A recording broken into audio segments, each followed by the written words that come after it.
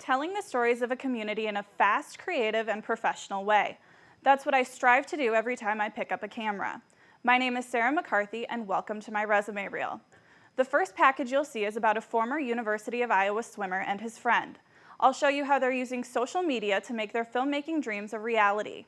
Next, I'll take you to the historic village of Ushers Ferry, where kids spent their spring break saving Cedar Rapids from a zombie attack.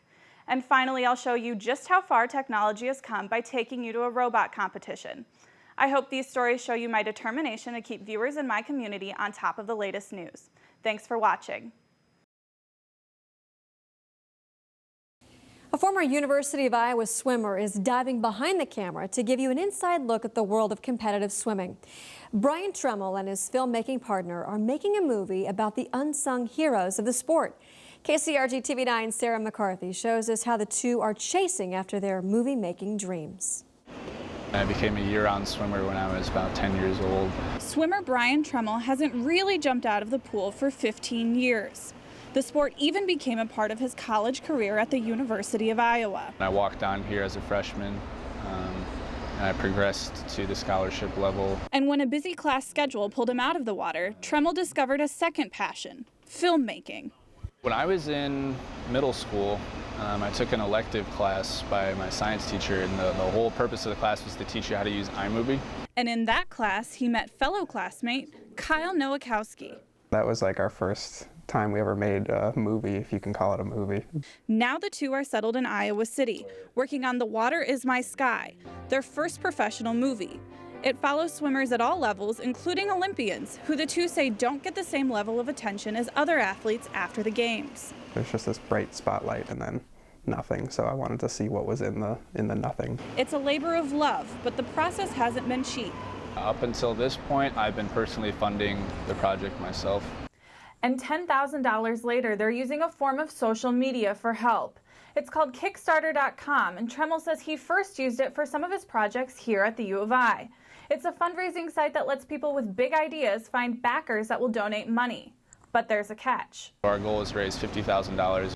And that has to happen in just 30 days, or else all of the money goes back to the donors. So far, they're about halfway to that goal. It's all or nothing. And halfway to the deadline. It's very nerve-wracking. But after years of competition, he's keeping his cool in this race against the clock. In Iowa City, Sarah McCarthy, KCRG TV9 News. The two say they'll finish the film by 2016.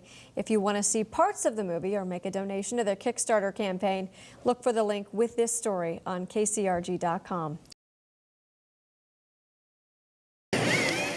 There's a new kind of game happening inside Carver Hawkeye Arena this weekend. This is so awesome. It's like nothing like any other competition you can think of. It's the first ever super regional robot competition.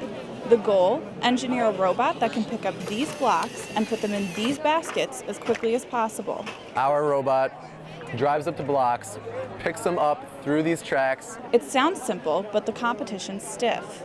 We have 72 teams representing 15 states, and these are the top 1% of teams from the 15 states.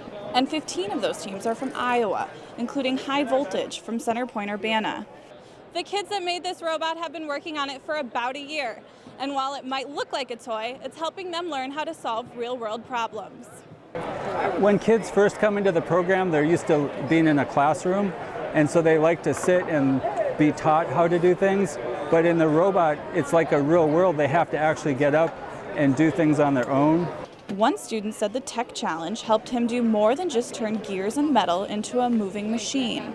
Before this, I probably wouldn't have had been in charge of like a good team like we have right now. But after participating in FTC, I've learned to help others perform as best as they can. And it's even helping them nail down a career path. I wasn't sure before this what kind of engineer I wanted to be, but now I want to be a software computer engineer. Now they're hoping that their hard work will earn them a spot at the World Championship.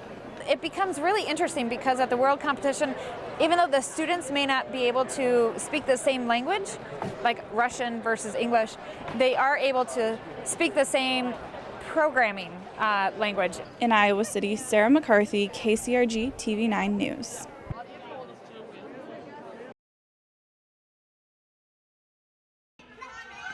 A virus turned 2 Usher's Ferry volunteers into zombies last night.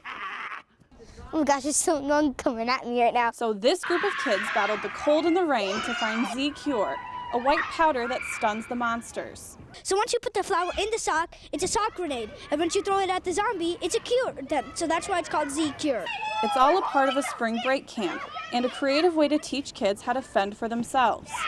It's not necessarily the zombie camp that's important, it's the survival skills that they learn through the camps. They learn how to build a fire, how to build shelters, where to find clean water, stuff like that. And they have to learn how to work as a team to get the things they need to defeat the zombies. But sometimes the zombies are too fast. If you get touched by them, that's basically a bite. And you like fall to the ground and then someone has to come and carry you. And the zombies have a plan too. They can communicate like this, "Rawr, I got one," or "Rawr, I missed one." And then the other one can come over to them and corner them and get them. But the kids say that the week they've spent together has taken a group of strangers to a family of confident zombie fighters. Being together outside a lot gets strong. The bond gets stronger. And in the end, the zombies didn't stand a chance. In Cedar Rapids, Sarah McCarthy, KCRG TV 9 News.